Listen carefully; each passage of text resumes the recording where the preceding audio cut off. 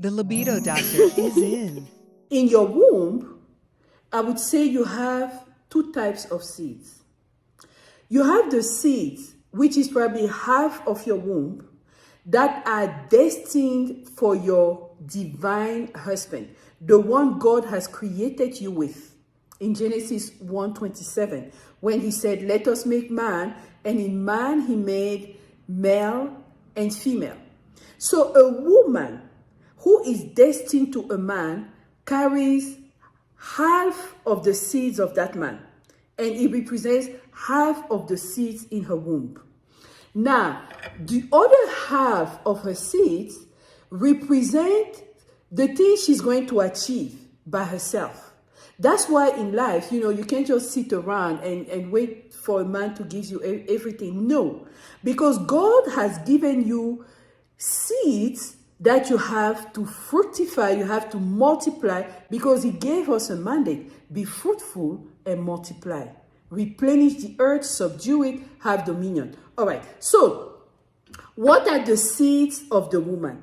Those are your seeds of personal achievement, what you do in school, the personal projects that you take on, your children, all those different things. And this is what a man is looking for. A man is going to look for what you have already achieved for yourself, that he can judge to see if you can be a builder, if you can be a helper. Okay? So a man, what he does, he's just going to focus on half of your womb's production. Most men don't know that if they marry the wife of their destiny, she will have a whole more seeds for him. And that's what's going to make him a champion. That's what's going to make him overachieve compared to his peers. Why? Because when he comes with her, not only she uses the seeds she's already trained herself to produce fruit for, but she's also going to use seeds for him. I always tell you that when you meet your divine partner, let me put it this way, you already have seeds for him in you. And those seeds will begin to speak. And how do those seeds speak? They speak through ideas. These seeds speak through faith. How you talk to him, how you encourage him, how you understand his divine mission. So now we know that the womb of a woman has two sides. One side with plenty seeds for her own achievement, and one side with plenty seeds for her divine counterpart. Why? Because they have a divine mission they have to accomplish together. But all those seeds have been in her mother's womb, meaning that all those seeds have the genetic codes of divine blessings or divine curses. So it's up to you to understand what runs in your family line. If there are curses, you rise up in prayer and warfare and you break them.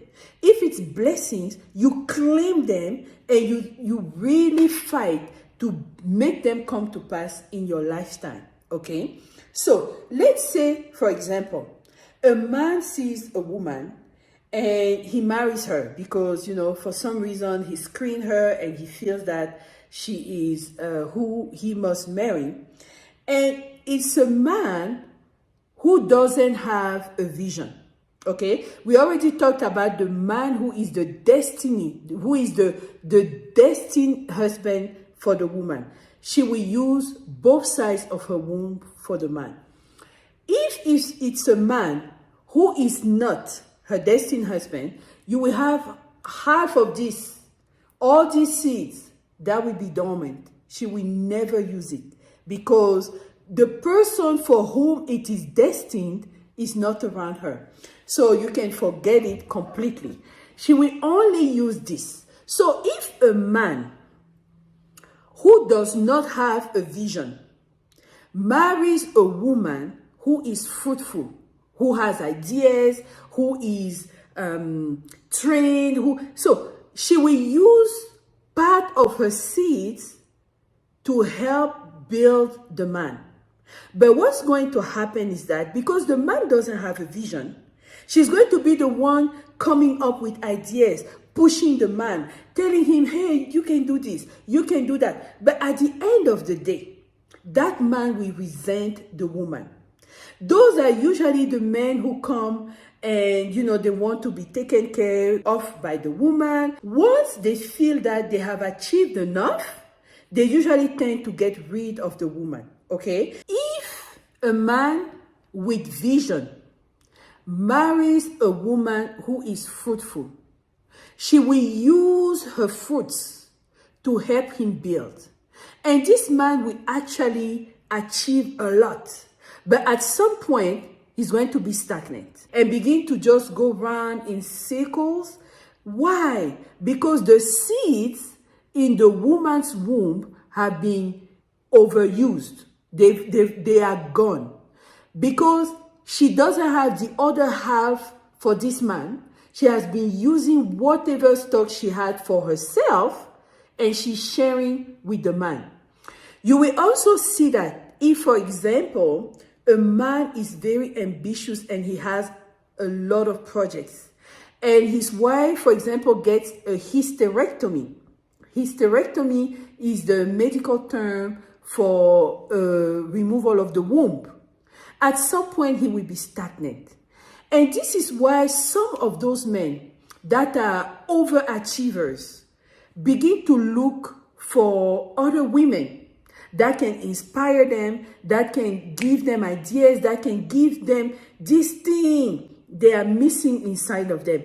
Is because either the seeds in the wife's wombs have expired, or she has lost her womb. She has nothing else to bring forth new fruits, okay?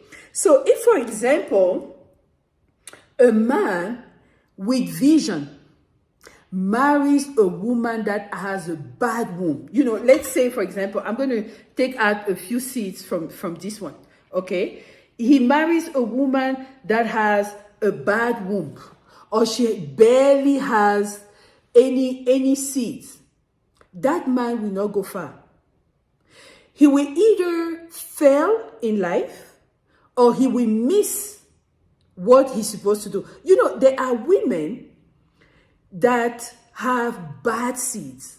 Like even the children they produce are children with genetic diseases, are children with problems, are children, because the generational curses in her life overpower the generational blessings. That's one.